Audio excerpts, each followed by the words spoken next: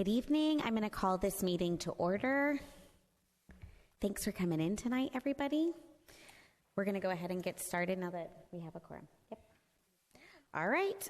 We are going to start. We thank you for coming to the Meadows Place special council meeting. We're going to start with agenda item number 1, discussion and consideration of ordinance number 2024-32, setting the maximum proposed tax rate, setting dates for any necessary public hearings on the proposed tax rate, and setting the date City Council will adopt the fiscal year 2024-2025 tax rate.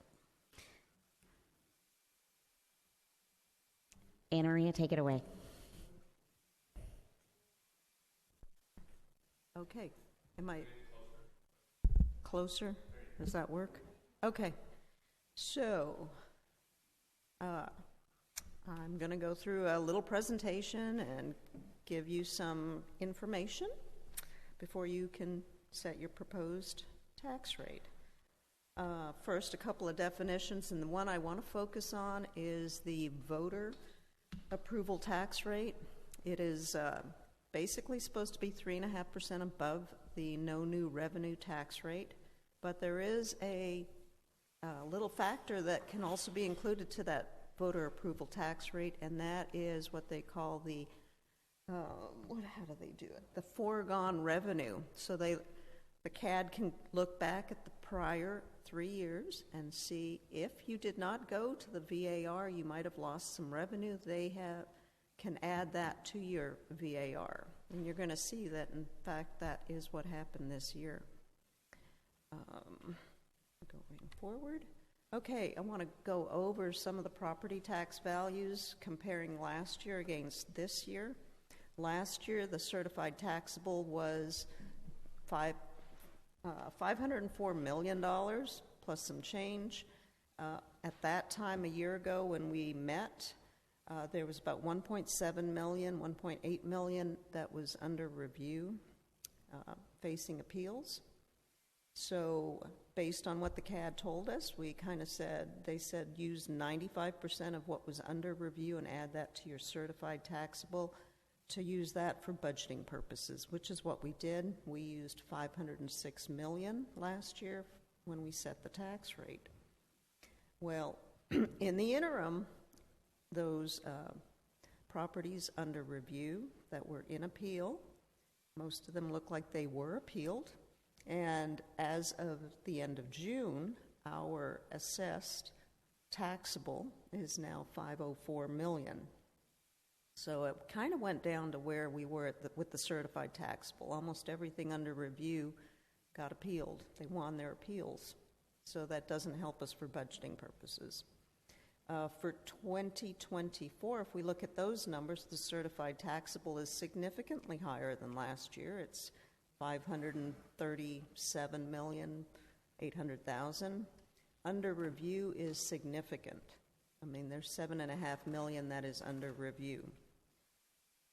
I don't know who is under review, but with that kind of numbers, I'm going to assume that it's probably a lot of commercial makes up that amount. If we were to accept the CAD's proposal of going with 95% of the under review and add that to our certified taxable, we would be at about $545 million for property values for setting our tax rate. Based on what we saw last year and thinking that most of that $7.5 million is probably commercial, they may win some of their appeals. I'm going to propose to be on the conservative side to use just the certified taxable for our property values, setting our tax rate. So looking at the 537 million, which is still a significant increase over last year. So last year, the budget that we set for, based on property tax was about 3.9 million. As of right now, we are under that, and it's kind of based upon that those appeals being won. We're at about 87,000 under budget. In terms of the value of new improvements, the number from last year and this year is very comparable. It's about 1.3 million. So moving forward. So these are the tax rates that the CAD has given us. the certified numbers. We have our current tax rate of 0.79961. The NNR, the no new revenue, is 0.79, so just slightly below. The voter approval rate, and this is where this unused increment rate from actually 2021 and 2023 come into play. That gives us a voter approval rate of almost 0.84. It's a little more than that 3.5%. And then the de minimis is 0.88. And the middle column is looking at, well, what would our tax levy be if we use the certified taxable number, that $537 million. You can see with the current tax rate, our levy would, and assuming a 97% collection, and that seems reasonable if we use the certified taxable. I'm hoping that some of the appeal won't, we'll get some bonus from that, some money from everything will not be appealed. But maybe we'll get a little bit of that 7.5. Would be about $4.1 million. That would currently put us about $65,000 over budget. At the voter approval rate, the collection would be $4,375,000, and you'd be $269,000 over budget, over the budget that we discussed a couple of weeks ago. Okay. Any questions at this point? Everybody's tracking? Okay, moving forward.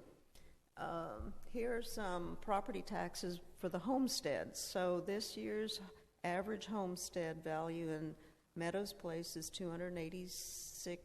almost $287,000. It's about $20,000 over last year. It's about an 8% increase. And then I've got various property values there and what the tax rate or taxes would be for the homestead. So at the current rate of 0.79961, you're looking at $1,835 for the average homestead. At the VAR, it's $1,925. That's a $90 increase over a year, or $7.48 per month. And then you can see the numbers at other property values. Anna Maria, one thing we always like to say on this slide is that this is looking at an average homestead value. As you know, every house is different, so the reality is it's going to depend on what your house value did from last year to this year. All this is just a simple average. So that $90 or that $7.48 is going to vary based on what your house did last year into this year. Okay. Yeah, a reminder about the property tax exemptions that the city has. The homestead exemption is 20% of property value. Currently, there are 1,247 homes that claim the homestead exemption, and that's at 286. 894 is the average. That means about 57,000 is the exemption. What are the total number of homes? About 1,500, 1,550 is what we Okay. kind of have for trash pickup. Okay. The over 65 exemption is at 30,000. The over 65 number that we have in the city is 554 properties, and that is about 44% of those homesteads have the over 65 exemption. The tax savings on that 30,000 is about $240 at the current tax rate, the 0.79961. And I know the question always comes up is, what will it, for every, what happens if we increase the exemption? Tax saving for every $5,000 to the homeowner would be about $40. To the city, it would be costing the city a revenue loss of about $22,000 at the current tax rate. Just to clarify, if we raise the homestead exemption from 30 to 40, it would cost the city about $44,200. Correct. Okay. Now, I will add to that at this moment in time, we can't change the homestead exemption.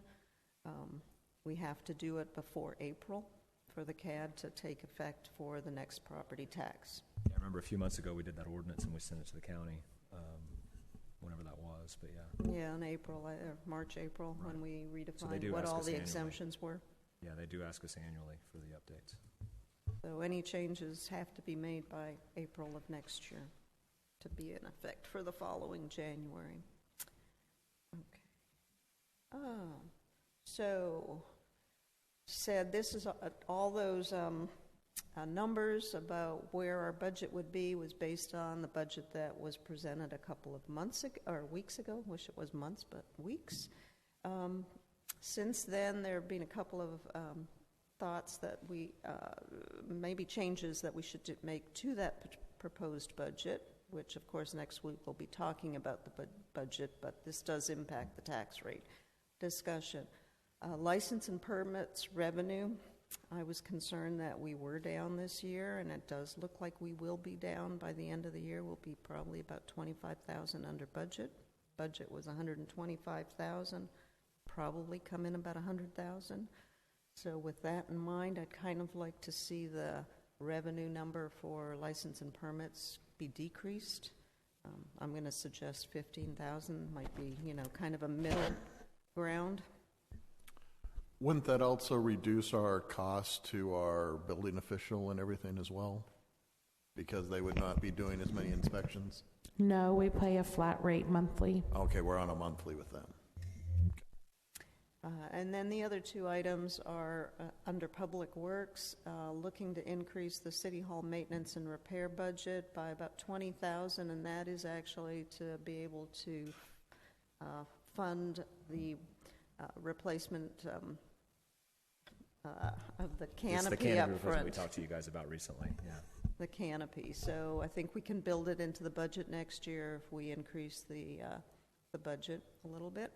And then the other is the street repair, to look at putting a little bit more money in there, because there is quite a bit of street repair work that's still outstanding and can be done.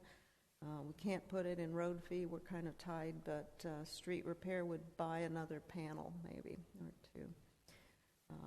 Fortunately, Joe Salvita has not hit us with a rate increase, but it is in his contract that he could increase his rates. I think it's 5% a year, so we have not had that yet, but so that would make a total difference of about $60,000 into the budget, or into the budget. So instead of positive of, if we go back to those slides here, that's 65,000 on the current tax rate, 65 in the green, it'd be like 5,000. So Is everybody that's- tracking with that?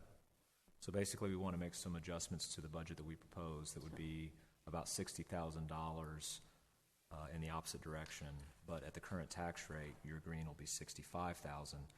So if we make all those changes to the budget, then you're looking at about a $5,000 green number. Does that make sense? Okay, and I actually think that's, might be about all I have. Oh, yes, the last slide I actually have is homestead values and taxes since 2019, and bringing in 2019 because 2020, fiscal year 2020, we did bump the homestead exemption from 13 to 20%, but in this slide you can see the change in the homestead value. In 2019, it was 182,000, almost 183,000, and we're almost up a whole 100,000 in the 6 years, 7 years. Tax rate went from 0.832, and we're at 0.79961. I believe that's kind of where we're at. Okay, that is my last official slide. You want to go back up to that previous slide? Lee? Which previous slide would you like to go There you to? This one? So that's a good summary, Council, of the decision that y'all will need to make tonight. Essentially, this is, again, the proposed tax rate that you're adopting. As we've preached before, when you adopt the proposed rate, you can go lower than that when you adopt the rate officially, but you cannot go higher than that rate. And so tonight's rate will either be that rate or lower than that rate.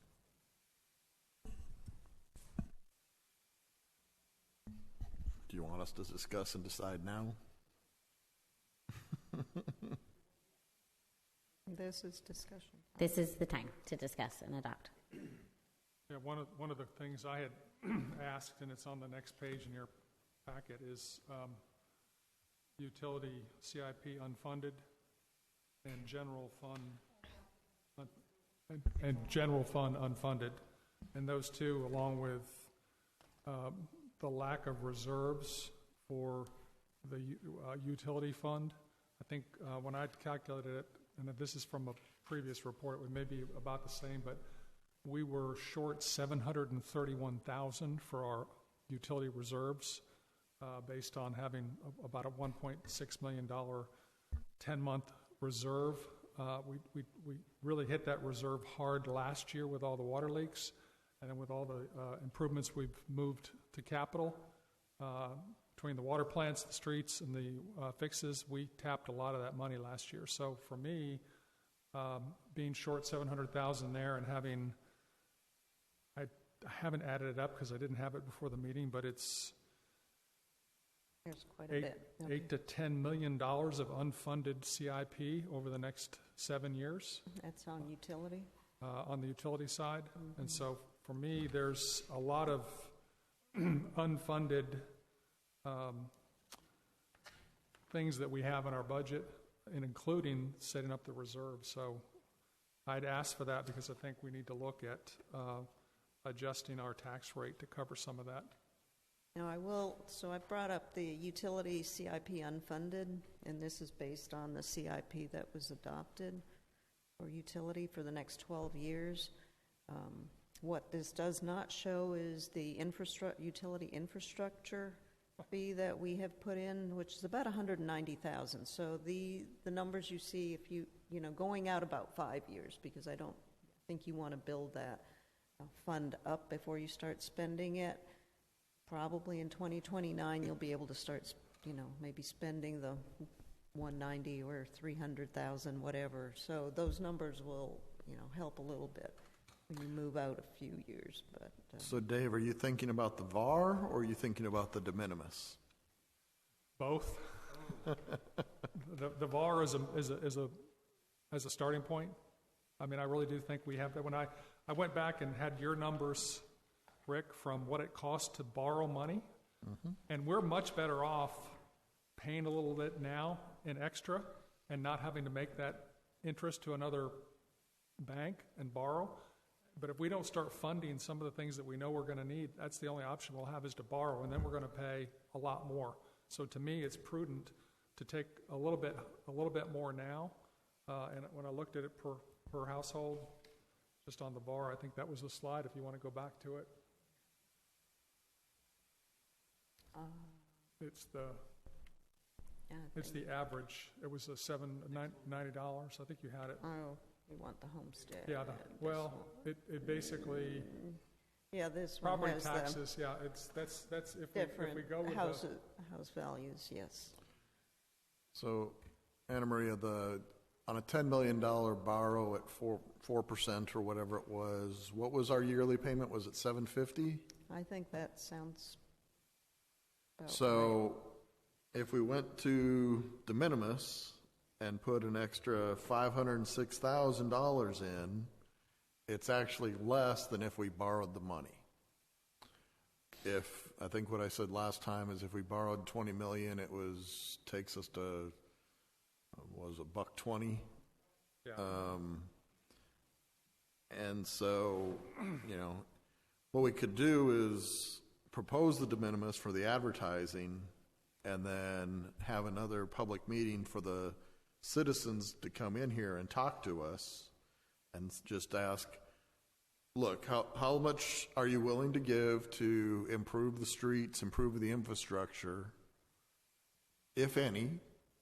And then we don't adjust the actual budget we've proposed. All the extra is going to go to capital. And as of right now, we'll probably bid phase 2 of Dorrance in September. I think we advertise in August, open in September is the proposed schedule. And once we're done with phase 2, which was Oxford, whatever, to the dog park, it's going to take us 4 years before we can do the next block at our current savings rate. This would reduce that in half or allow us to pick up other infrastructure projects that are needed. None of us want to pay more taxes. The question is, how fast do we want the streets repaired? How fast do we want the water lines repaired? And we're going to have to make that choice. So I do have one slide here, and that's for the general fund, and it is different than what you have in the package because I realized there was a number that was missing in there, and that is actually the 2027 number, the big bar on 2027. That was put in the CIP for Dorrance Phase 3. So you see the big tall ones, that's for the unfunded as of right now for the streets. So we kind of put them out about 5 years apart in order to put some, save some money, but we have no idea what it's really truly going to cost when you get out another 2 or 3 years, 5 years. But the 12-year average there is about $755,000 per year unfunded. So I'm willing to support up to the de minimis for the advertising rate, and then we will listen to what the citizens would like to see.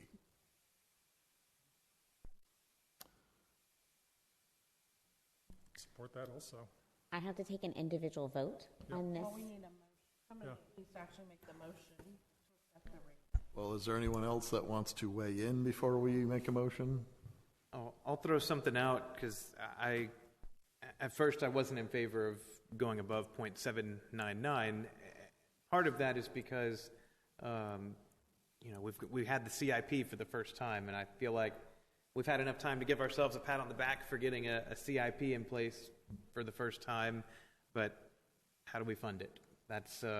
And so I'm thankful for David for kind of being some new blood to bring that to our attention. And Rick, you always want to spend more, so it makes sense. We're going to on infrastructure. Yes. yeah, Not for on anything infrastructure.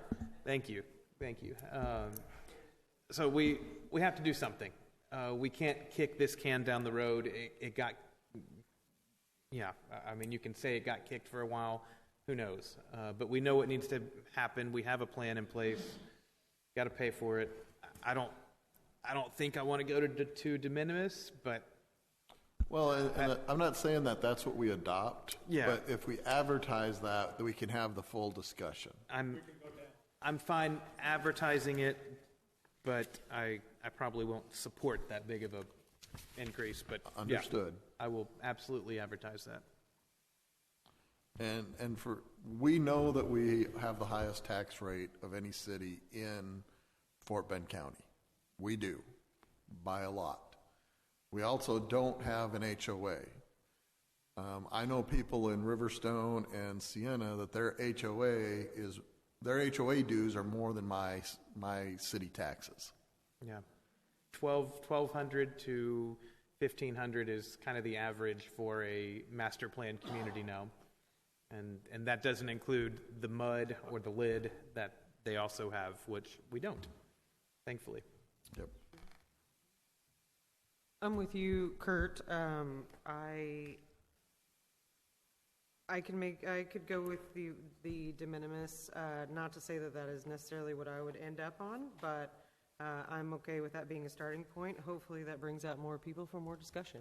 To be honest, because it really is a huge concern that we need to address. We're just going. We see the numbers. We see what we're going to need in the future, and it will not be funded if we don't start now. So I'd at least like to start the conversation about it. And just so that we're clear, if it's the de minimis, even though it's over the 3.5, because we're under 30,000, it does not require a vote from the citizens. We could if we wanted to. Mm-hmm. Correct, a petition, yes.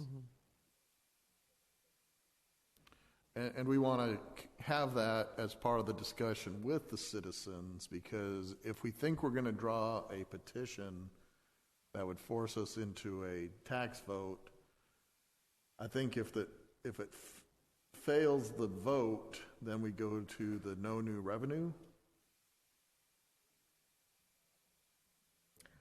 Well, we I need, think you do go back to the no new revenue. we need to verify that before we get to our voting meeting, so that council understands that if we go above the petition rate, we could end up with a no new revenue and have to cut the budget at some point mid-year. Yeah, I mean, even at the no new revenue rate, it looks like you're only in the red by, what, roughly 15 grand, something like that. So it's easily.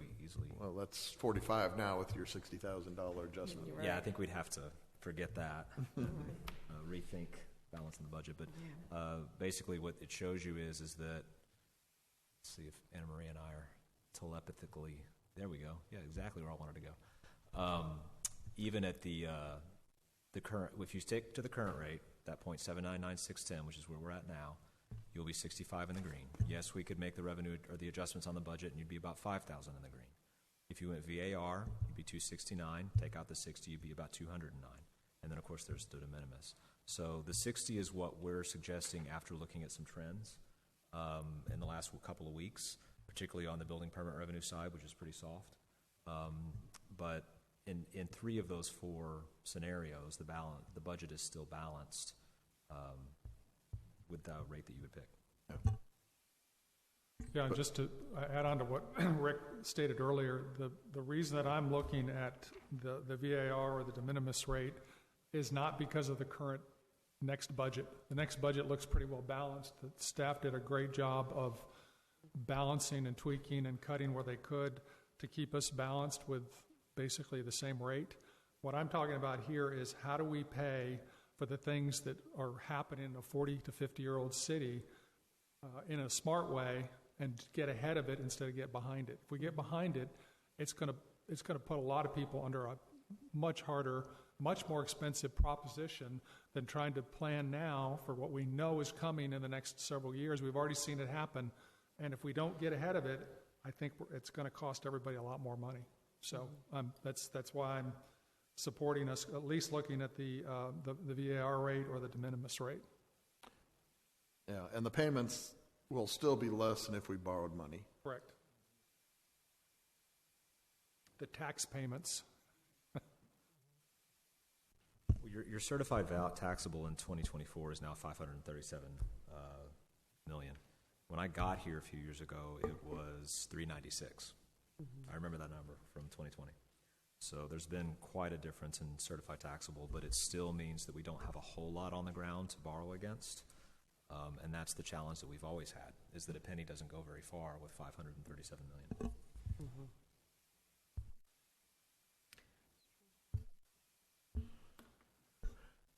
I'm the old guy ready to get off. Do I have specific language I've got to use? You have to call a motion. Yeah, so you can make a motion setting the proposed tax rate at the number you suggest per $100,000 and setting August 26th at 6:30 p.m. for our public hearings and date for adopting the tax rate. You said 6 or 6:30 p.m.? 6:30.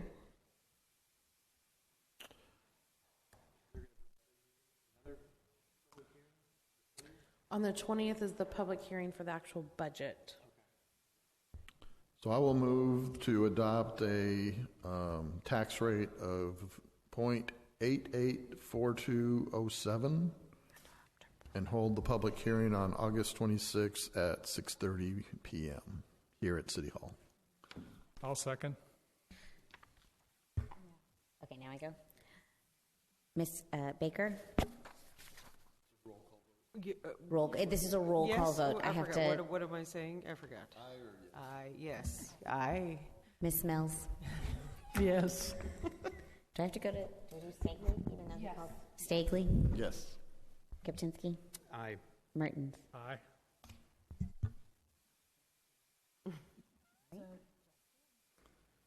Motion passed. We are moving on to agenda item number 2.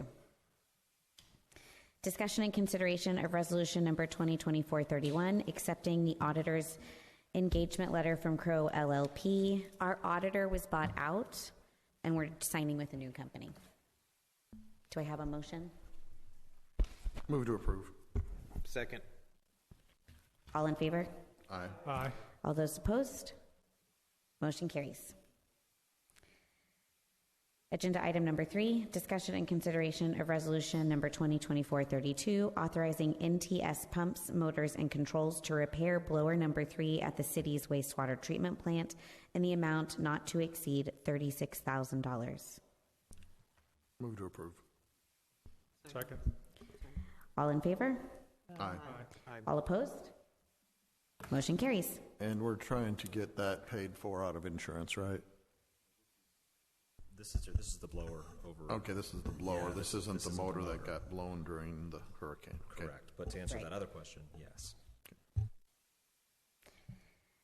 All right, agenda item number 4, discussion and consideration of resolution number 2433, amending the city's personnel policy regarding emergency pay and holidays worked.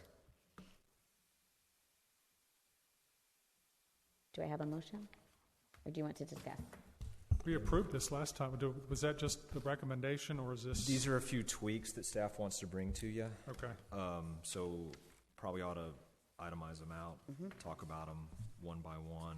Courtney, do you want to? Okay, so this came to light after we went through Hurricane Beryl. One of the main changes is exempt staff, when they are in the EOC, transfer over to a hourly rate. And so they get paid an hourly rate for the whole time they're working, but anything that falls in their normal day just is normal pay. Any hourly staff gets paid time and a half. So what we're asking is that exempt staff, so that would be your directors, that are required to work during an event, would also get paid at a time and a half rate, same as the hourly staff. So that was one of the big changes. The other is that during Beryl, we had to bring staff in on Saturday to start preparing for the storm. And so we don't really have a pay policy for those that come in to prepare. So we're requesting anybody called in to prepare for a storm outside of their regular scheduled hours would also be paid at time and a half. And then I think that's basically the changes we're asking. We're just clarifying that meals are paid for when we're activated for an event. That's clarifying for FEMA that staff's meals are paid for. We've got one more, the holiday. Yes, I just want to make sure I hit all the emergency stuff. So that's it for the emergencies. And then the last one we have is holiday pay. Currently, same thing. Any hourly staff required to come in on a holiday gets paid double time and a half. An exempt staff member that's requested to come in a holiday gets no compensation. So what we're requesting is if an exempt staff is required to come into work on a holiday, they just accrue an extra personal day to be used at a later date. Sounds reasonable. Yeah, that's good. It's not very many employees, really. We call this the July 4th rule, is really what this is. Okay. For those that have to work on July 4th who are exempt, and that's only a small handful of employees, but they're not getting compensated any extra for that work. And so this would, it's similar to what we do already for people whose regular day off falls on a holiday. When that occurs, they accrue personal day on Good Friday, day after Thanksgiving, those kinds of days. This would be treated identical. Anna Maria, the changes on the emergency pay, that falls within the FEMA guidelines where it would still be reimbursable or not? Well, current as of today. Yes, that's what we think.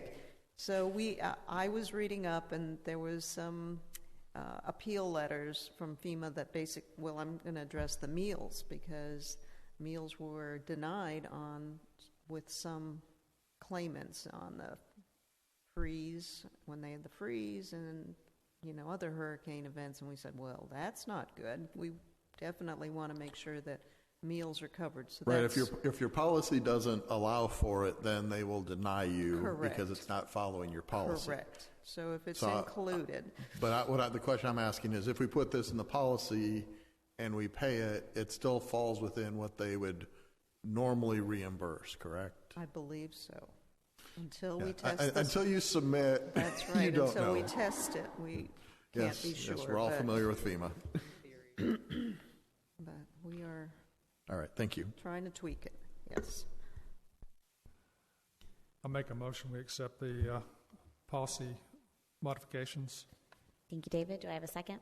Second. I have a motion and a second. All those in favor say aye. Aye. All those opposed? Motion carries. All right, we're to agenda item number 5, discussion and consideration regarding vacation carryover for staff due to Hurricane Beryl. This item we can vote on if we decide to make a decision about it.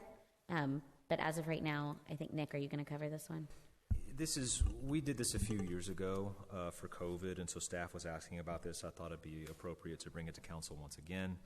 Anytime we have an event like this, especially this late in the year, we do have that issue where there might be some unused vacation. We don't want there to be a ghost town in September, so this is an opportunity to have a one-time carryover of a period of or a amount of vacation of your choice that would carry over into fiscal year 25. And what's the reason we don't allow carryover under a normal condition? Is it just so we encourage people to take their time off? That is a great question, and staff would love to explore that with council. But at this time, it is a use it or lose it policy, and so for me, for example, I get 2 weeks. For me, I get 2 weeks. If I don't use any of those 2 weeks, whether it be all 2 or just one day, come October 1, I lose that. There are cities that do have carryover of certain amount of vacation time. A lot of times the way they do that is they cap the amount of vacation time any employee can have despite how much you accrue. We're not there. We haven't done that, although it certainly is something we'd like to talk to council about. But at this time, the item would be simply for a one-time carryover due to the storm so that we can get through this. And we did this, I checked, we did this last during COVID, believe it or not. We did a one-time, and I think it was a week at that time of carryover into the next fiscal year as a result of that. Yeah. How So- much carryover is being requested on this one? I'm gonna let you guys do the opening volley on that. Oh, So at the county, I can actually carry over 160 hours, and I can just continue to roll that forward. And when I retire or leave, I can just get a lump sum check for it. Or I can take my time and go in on my very last day. A lot of staff do that because they continue to accrue vacation time while they're sitting at home. So it's a way to get an extra day or two of paid time. I understand why we want to encourage our staff to take their time off. However, things happen, vacations get canceled. I'm not sure why we don't allow at least 40 hours to be carried over 1 week, and I'm good with 80 carryover on a continuous basis, but I'll open it up for the rest of council to weigh in. Yeah, I've always had carryover vacation, and that just, because of the fact that we couldn't take vacation in certain times of the year, it was like, hey, Thanksgiving and Christmas, no vacation. There were other reasons. And so in order to avoid those things, you basically could carry up to, I think it was 160 hours if you had that many.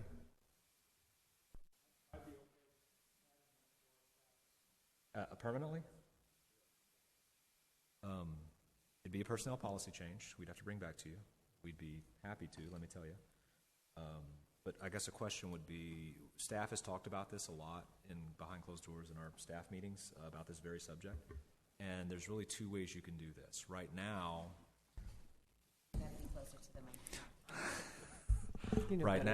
the way it works here is that on October 1, you get your full allotment of vacation on day 1.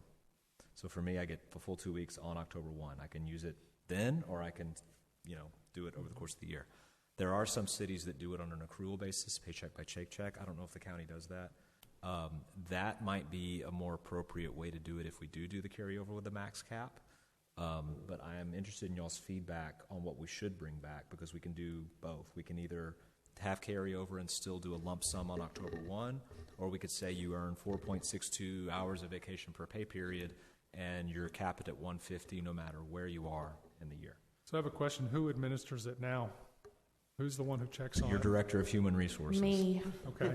So if it were on an accrual based on your start date instead of the anniversary date, and is it a function that you could add to the payroll system that would automatically accrue and use? Yeah, I would have to get with our software people to figure out how to do the different accruals, Okay. but we could do that. That way they could see what they have, you could see what they have, and you could approve based on what that is and look at what other people are doing. That's the only thing, is that administratively, to me, doing it on an accrual basis from your anniversary date makes sense as long as you have a way to manage it.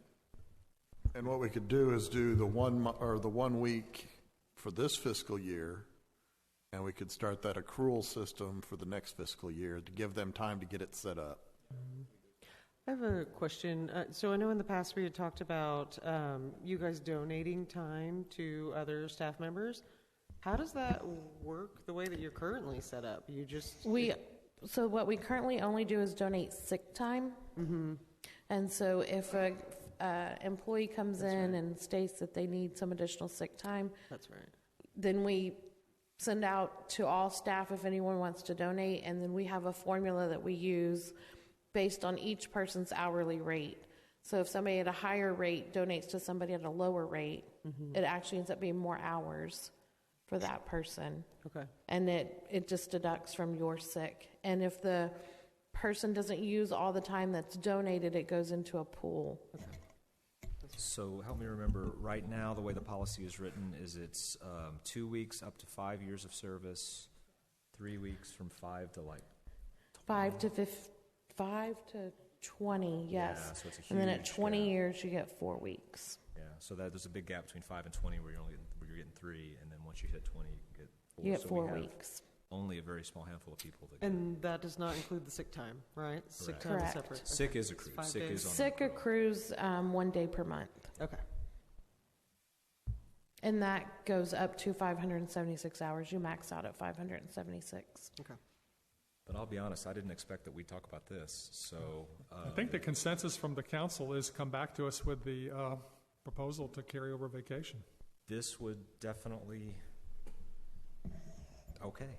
I did not expect that. Well, Do, for do tonight, we, do we should want to move and vote on a Yeah. week for Hurricane Beryl tonight? Yes. And then come back with a personnel policy change? Yes. Okay, do I have a motion? Motion to approve moving the 40 hours of paid time off for Beryl for this fiscal year. Is that good? Second. Kurt seconds. I have a motion and a second. All those in favor say aye. Aye. All those opposed? Motion carries. Okay. We are going to go into, this is where we recess. Yes, ma'am. Agenda item number 6 is recessing to a special agenda. And I read this thing, right? Yes, Okay. Recess the regular session to convene into executive session pursuant to the Texas Open Meetings Act, Government Code Section 551.0872, deliberation regarding economic development negotiations. So if you are not a member of the EDC or council, you will be asked to leave chamber until we reconvene from the executive session. Sorry, you guys. Thank you.